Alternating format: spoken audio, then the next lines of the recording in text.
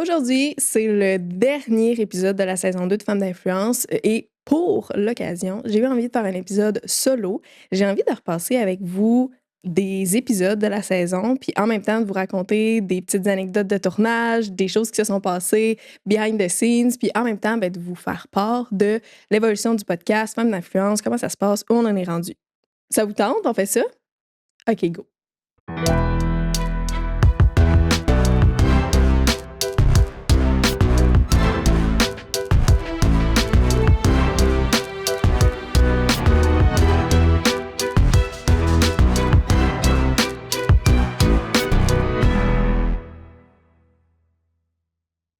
La deuxième saison de Femmes d'influence a commencé par un épisode avec Olga Farman. Puis là, parenthèse, là, je vais juste te dire, Olga, c'est la seule invitée avec laquelle j'ai pas fait de pré-entrevue avant l'épisode parce que je fais toujours une rencontre avec les invités, ce qui me permet d'en savoir plus sur eux, puis ce qui me permet aussi de préparer la discussion en amont et de rendre le tout plus fluide le jour de l'enregistrement parce qu'on s'est déjà rencontrés avant. Donc, quand on se voit, on n'est pas en train de se rencontrer, on est vraiment en train de discuter. Mais avec Olga, ça n'a pas été possible parce qu'elle a vraiment un gros horaire dans lequel ça se casait pas, cette rencontre de pré-entrevue-là. Elle a un horaire vraiment chargé, un horaire de ministre. Et pendant la discussion, je lui ai demandé comment elle conciliait son horaire avec sa famille. Question que je pose pas mal souvent à tous les invités qui ont vraiment des gros horaires puis qui ont aussi une famille à concilier parce que ça reste quand même intéressant, je trouve, d'avoir les conseils ou les astuces de chacune des femmes de qui je peux prendre ce conseil pour moi-même, pour commencer, j'ai envie de dire.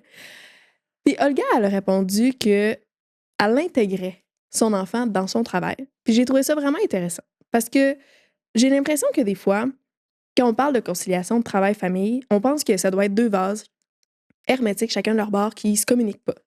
Ce qui se passe au travail reste au travail, ce qui se passe à la maison reste à la maison. Puis quand le travail est fini, on ferme la porte puis on se concentre juste sur la maison. Fait qu'on va passer du temps avec les enfants, au souper avec eux, puis tu sais, c'est 100% bien, mais c'est comme si c'est un peu défendu de travailler du travail, de parler du travail, je veux dire, quand on est à la maison, puis on n'amène pas la maison au travail. Mais ce qu'elle disait, c'est elle parle de son travail à son garçon, elle lui raconte les projets dans lesquels elle s'implique, les accomplissements qu'elle a, pourquoi c'est satisfaisant pour elle.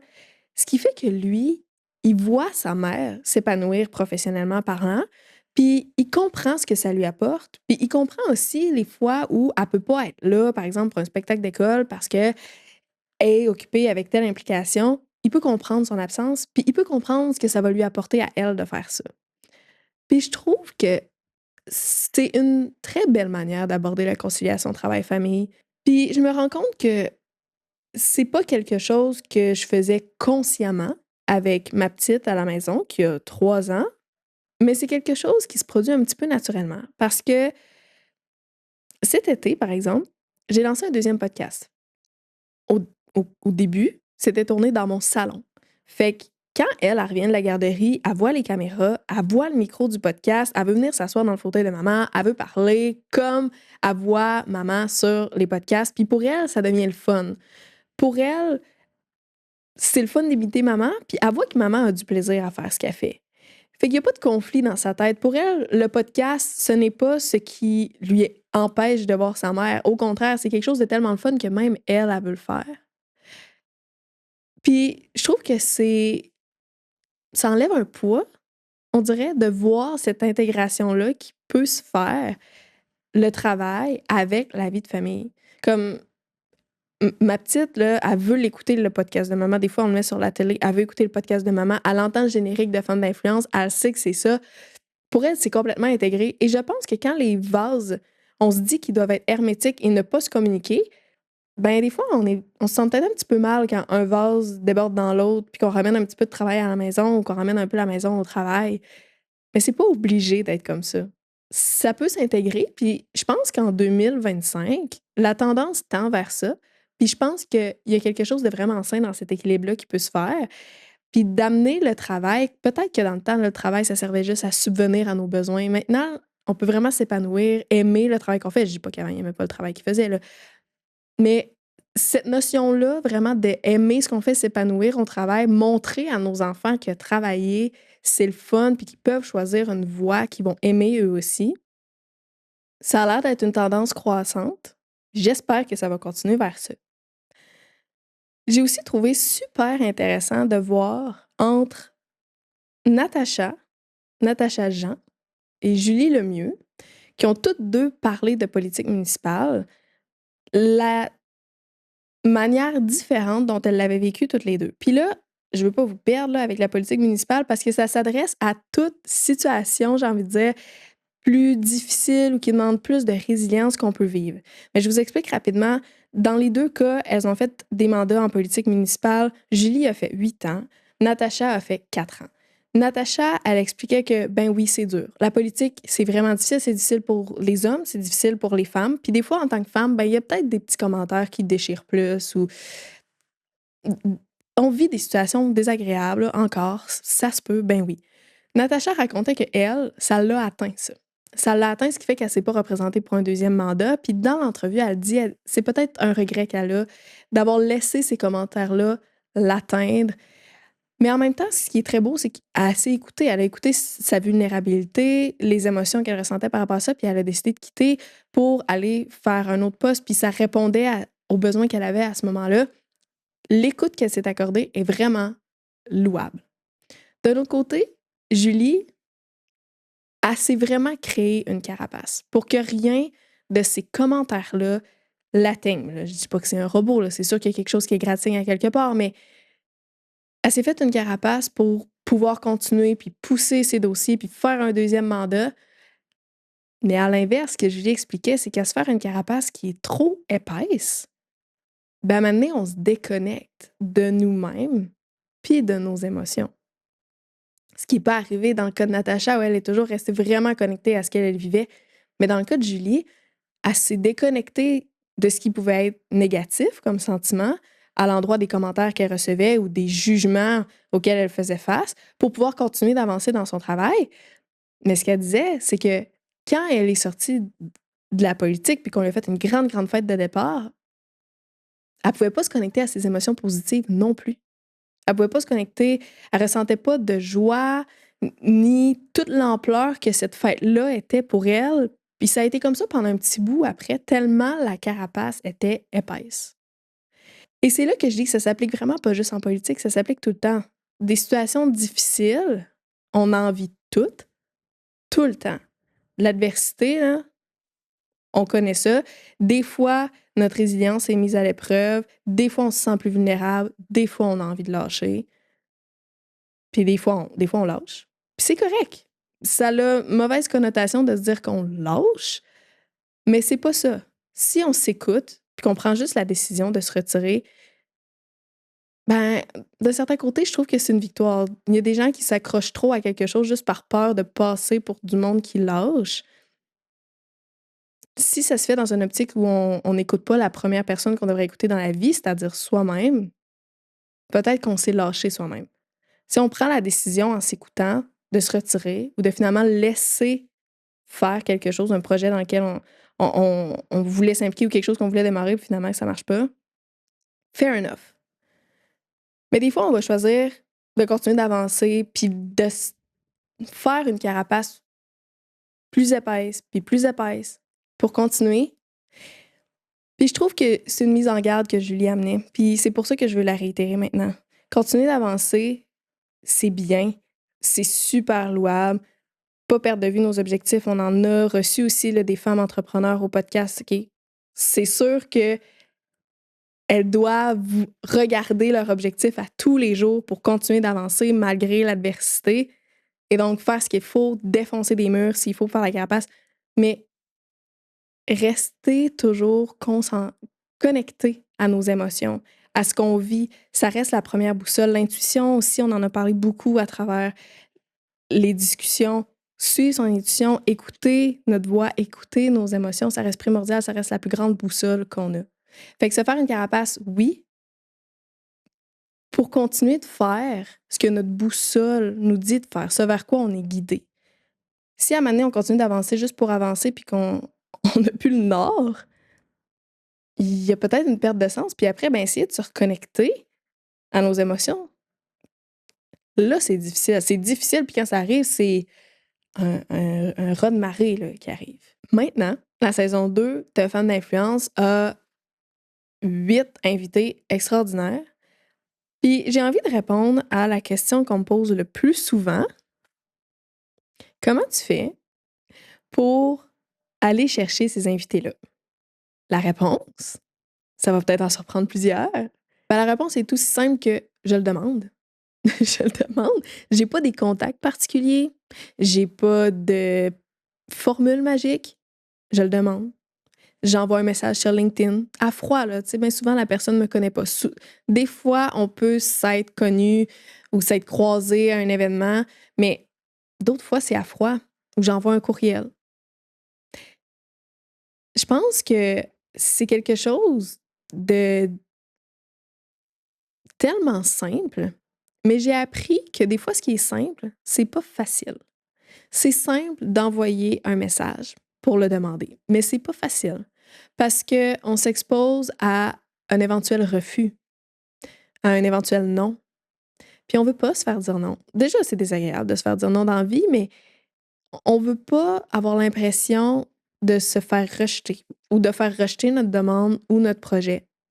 Puis des fois, on préfère peut-être ne pas le faire, ne, ne pas demander, mais ça rejoint ce que je disais. Si on n'essaye pas, on a 100% de chance que ce soit un non. En fait, si j'envoie aucune demande, j'ai été la première à me dire non. Fait que passer à l'action, ça reste encore et toujours la chose à faire, je pense. Pas parfaitement, pas attendre que ce soit parfait, mais passer à l'action, oser poser la question, oser demander, accepter de se faire dire non. Maintenant, c'est sûr que c'est pas toujours parfait. J'envoie pas 5 courriels puis je reçois pas 5 réponses positives. Il reste qu'il y a des difficultés. Des fois, on me dit oui, des fois, on me dit non. Le plus dur, je pense, c'est la non-réponse, par contre. Je peux envoyer un courriel, me faire dire non, je sais à quoi m'attendre. Envoyer un courriel, pas recevoir de réponse, envoyer une relance quelques semaines plus tard, une relance quelques semaines plus tard. C'est difficile parce qu'on peut comme pas vraiment tourner la page quand on sait pas sur quel pied danser. Parce qu'il y a pas de réponse. C'est pas un oui, c'est pas un non. On sait même pas si la personne a vu le courriel. Peut-être que la personne l'a pas vu. Peut-être que la personne l'a vu, mais réfléchi, a pas répondu. Peut-être que la personne l'a vu et a oublié de répondre. On sait vraiment pas ce qui se passe. On est dans le flou complet. Puis je pense que là, je vais peut-être tomber dans quelque chose de plus profond, mais je pense que c'est un besoin quand même chez l'être humain d'avoir une certaine certitude vers où ce qu'on s'en va. C'est comme parler à quelqu'un de vive voix puis que la personne ne nous réponde pas. On est comme est-ce que je sais pas, est-ce que tu pas entendu ce que je t'ai dit? Est-ce que tu as pensé que je te parlais pas à toi? Est-ce que tu pas compris ou est-ce que tu m'ignores complètement? Et là, il y a tout ça qui se passe dans notre tête du fait qu'on est dans l'incertitude. On sait pas c'est quoi la réponse, puis on peut comme pas avancer. Je l'ai dit, là, avoir des noms, ça nous rend plus forts, ça nous permet de vivre avec le rejet, j'ai envie de dire entre guillemets, même si c'est pas un rejet, c'est pas non plus à prendre personnel, mais ça nous permet de toujours dépasser notre zone de confort. Mais l'absence de réponse, je sais même pas dehors de quelle zone de confort ça nous met, ni sur quel pied on peut danser, mais vraiment, c'est que ça empêche vraiment d'aller de l'avant. Ça, c'est une grosse difficulté à laquelle je me suis confrontée en cours de saison parce que je veux vous dire ce que j'ai appris des invités, ce qui a bien été, ce qui a vraiment été le fun, mais si je veux vraiment être honnête avec les dessous du podcast, ben il y a des défis. Ça, c'en est un. Autre chose que je me rends compte aussi, je pense que bien souvent, on pense que lancer un podcast, c'est facile. Est-ce que c'est facile? Ou est-ce que c'est simple, mais qu'encore une fois, c'est pas facile? Je pense que c'est plus ça. Parce qu'en soi, lancer un podcast, il y a plein de manières de le faire. On peut le faire de chez soi, on peut le faire juste devant la caméra de son ordi, on n'est même pas obligé de se filmer. C'est vraiment accessible de lancer un podcast. On l'entend, là, à quel point ça peut être facile. Oui, avec Femmes d'influence, j'ai décidé de faire un podcast qui n'était pas simple. Ça devient, au-delà d'un podcast, une entreprise. C'est aussi ça que je me rends compte. Où il y a une composante où il faut que j'aille chercher les invités, il faut que je prépare les entrevues avec les invités et il faut que j'enregistre les entrevues. Après ça, il y a de superviser la post-production, les extraits qui vont être sortis sur les réseaux sociaux, d'assurer aussi la gestion des réseaux sociaux. Il y a tellement de facettes où ce que finalement, au quotidien, je suis vraiment plus souvent en train de gérer plein d'autres affaires par rapport au podcast que de préparer des entrevues. Ce qui est le rôle principal d'une animatrice de podcast, j'ai envie de dire. Puis je me rends compte que si maintenant je devais avoir un coach, ben je pense que j'aurais plus besoin d'un business coach que de quelqu'un pour me coacher en animation. Pas que je suis irréprochable en animation, vraiment pas. Mais je vous partage que derrière lancer un podcast, il y a plus que la vidéo, puis l'audio, puis parler avec une personne devant des caméras. C'est plus compliqué que ça, dépendamment de où tu veux que le podcast se rende, de pourquoi tu le fais, qu'est-ce que tu veux que ce soit. Mais je veux quand même le nommer, ça, parce que bien souvent, on voit une façade, on voit un résultat, on voit que c'est beau, puis on pense que c'est facile ou on pense que c'est simple. Je sais pas si c'est facile ou pas lancer un podcast, mais je sais en tout cas que c'est pas simple. Dans cette gestion-là aussi, je me rends compte de quelque chose. En fait, je me suis rendu compte de quelque chose, puis peut-être que c'est un jugement trop dur que je me suis imposé sur moi-même. Mais je révise chacun des épisodes du podcast avant qu'ils sortent. Puis avant de me lancer dans le podcast avec Femmes d'influence, pour ceux qui ne le savent pas, j'avais une compagnie de production vidéo. Fait que je suis pas la meilleure derrière une caméra, là. Vraiment pas. Puis c'est pour ça que j'ai une équipe de production pour le podcast. C'est pas moi qui va. Tu sais, je veux dire, oui, je peux m'arranger là, pour setuper les caméras, les lumières encore, le son. Je suis pas la meilleure pour faire ça. Mais je connais ça. J'ai peut-être pas les compétences, mais j'ai les connaissances. Puis surtout, je sais quel résultat final je veux qu'ait mon podcast. Ce qui fait que je révise tous les épisodes. Puis si dans un épisode, je sais que en cours de route, je suis avec une invitée qui a écrit un livre, puis qu'à un certain moment dans l'épisode, j'ai volontairement montré le livre à la caméra, puis que sur le résultat final, on voit pas ce plan-là, je vais le demander. Je vais demander en montage qu'on repasse là-dessus pour qu'on puisse avoir ce plan-là où ce que je montre le livre de l'invité à la caméra. S'il y a quelque chose dans la couleur, parce que ce que vous voyez, c'est pas comme ça que c'est enregistré. L'image est complètement décolorée quand on l'enregistre. C'est un travail de colorimétrie, d'étalonnage qui doit être fait après en post-production. S'il y a quelque chose dans la couleur qui dérange, s'il y a quelque chose que je pense qui peut être retraité en post-production, je vais le renvoyer. Oui, je vais être picky sur des détails. Parce que les détails sont importants. On l'entend tout le temps. Le diable est dans les détails. Si on ne peaufine pas les détails, moi, je suis convaincue qu'un projet peut se détériorer en prêtant pas attention aux détails. Puis si les détails sont vraiment peaufinés, ben, je pense que ça fait aussi la différence dans le résultat final et la qualité d'un projet sur le long terme. Fait que je vais redemander des modifications, puis ça se peut que je redemande des modifications sur des détails. Maintenant, ce faisant, ça m'est arrivé en cours de saison de me demander est-ce que je suis tannante? Puis d'avoir ce sentiment désagréable, puis cette peur qu'on me trouve tannante, d'avoir l'air un peu d'une Karen, genre. Est-ce que ils me trouvent tannante à tout le temps demander des modifications?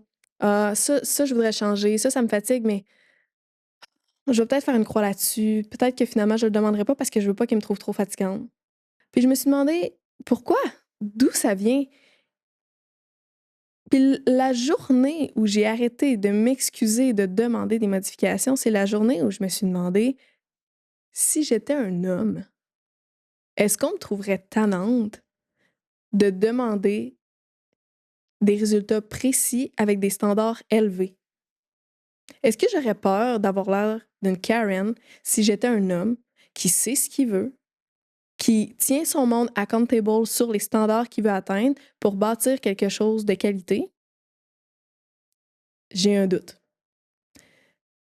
J'ai un doute. Je vais pas souvent dans ce genre de discours-là avec femmes d'influence, dans le double standard homme, tu sais, versus femme. Si j'étais un homme, est-ce que ça arriverait ou pas? Mais là, ça, je veux le partager parce que en cours de route, en cours de saison, ça m'est arrivé.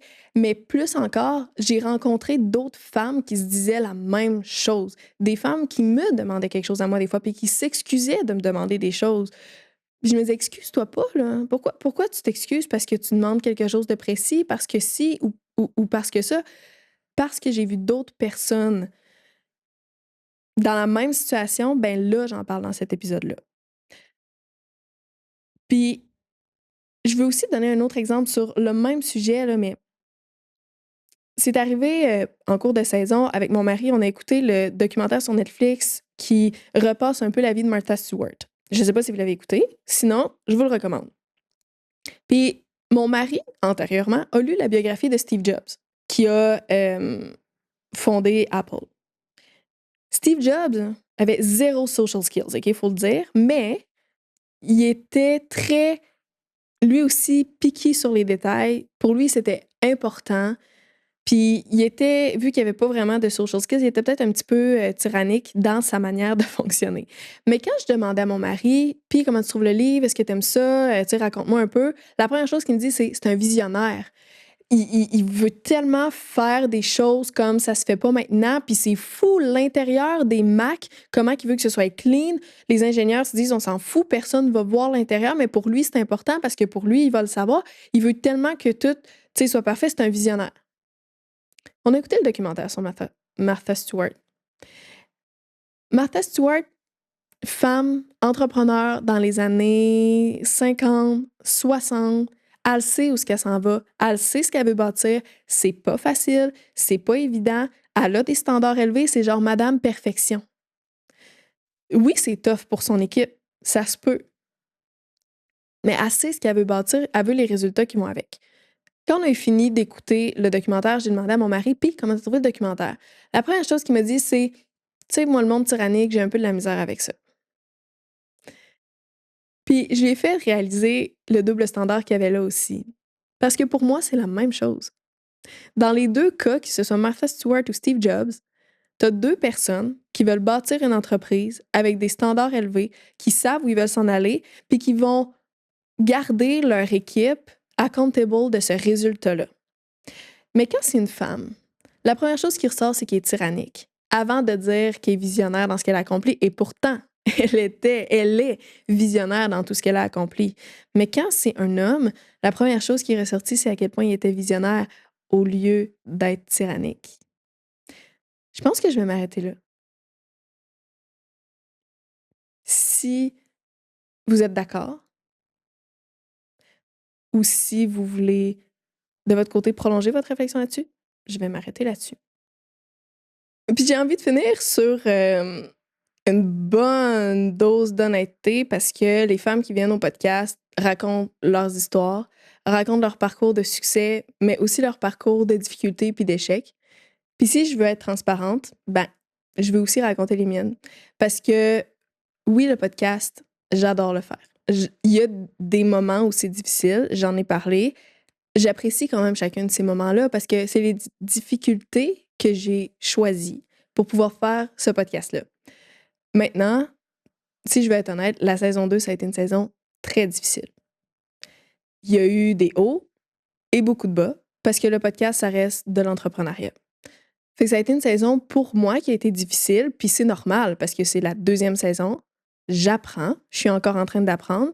Et pour que l'apprentissage se fasse, faut qu'il y ait des murs à quelque part. Parce que si tu commences un projet et que tout va toujours bien, tu sais pas sont où tes angles morts. J'aime beaucoup une phrase qui dit Know how you win, know how you lose. Pour savoir comment on perd, même si là, c'est pas, je parle pas d'une perte, mais je parle vraiment d'une saison qui est plus difficile, ben, il faut qu'il y en ait des moments difficiles. Fait que c'est sûr que des fois, quand on est dedans, c'est tough. C'est tough pour le moral. C'est tough de continuer aussi. Mais ça reste que c'est ce que j'aime faire. Fait qu'à travers ces difficultés-là, j'ai appris, comme je dis, puis au terme de la saison, ben, je peux juste être contente indirectement d'avoir eu les difficultés pour les apprentissages que ça permet. Puis en ça, ben, je pense que ça rejoint aussi le message de toutes les femmes qui sont passées au podcast, puis qui racontent que leurs difficultés, au final, en les traversant, en choisissant de les traverser et non pas de se laisser terrasser par elles, ben, elles ont appris énormément, elles sont devenues plus fortes, plus résilientes. Et là, maintenant, c'est arrivé à d'autres moments dans ma vie, mais je l'ai vécu. Je l'ai vécu à travers la saison 2, les moments de difficulté que si on choisit de passer au travers, ben, on va apprendre, on va ressortir avec des apprentissages finalement. La saison 3, on revient pour une saison 3. Le podcast revient pour une saison 3. Va sortir en janvier. Puis j'ai vraiment hâte. J'ai vraiment hâte que la saison 3 sorte, ben, comme à chaque sortie de saison, comme à chaque sortie d'épisode, parce que j'enregistre ces discussions-là avec des femmes, premièrement, que je trouve tellement inspirantes, mais avec des discussions que je trouve extraordinaires. Donc, ce que j'espère vraiment pour la saison 3, si je peux me permettre un souhait, c'est vraiment de pouvoir amplifier ces voix-là, amplifier les discours des femmes qui viennent parler sur le podcast, les discours féminins, puis de pouvoir vraiment donner la plateforme, la visibilité à ces messages-là, de pouvoir vraiment leur donner la portée qu'elles méritent. Parce que c'est ça l'influence, je trouve. Utiliser sa voix pour commencer. Puis c'est ce que font les femmes qui viennent sur le podcast.